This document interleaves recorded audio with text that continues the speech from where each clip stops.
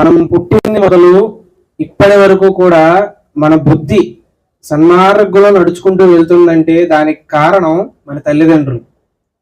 ఏదైనా కార్యక్రమం మొదలు పెట్టుకునేటప్పుడు మొట్టమొదట తలచుకోవాల్సింది తల్లిదండ్రుల్ని, ఆ తర్వాత గణపతిని. మన శాస్త్రంలో చెప్పబడింది, ఫస్ట్ గా ఏం చెప్పారంటే మాతృదేవో భవ, తర్వాతే పితృదేవో భవ, తర్వాత ఆచార్య దేవో భవ, తర్వాత అతిథి దేవో భవ, ఆ తర్వాతే భగవానుడు. శాస్త్రంలో ఎప్పుడూ కూడా భగవంతుడినే నమ్ము, భగవంతుడు తప్ప ఇంకేది లేవు అని మన సనాతన ధర్మం ఎప్పుడూ చెప్పదు.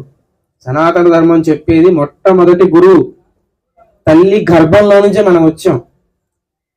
శేషప్ప ఒక పద్యంలో అద్భుతంగా చెప్తారు, తల్లి గర్భము నుండి ధనము తేడెవ్వడు, వెళ్ళిపోయిడి నాడు వెంటరాదు, లక్షాధికారైన లవణమన్నమే గాని మెరుగు బంగారము మింగబోడు, విత్త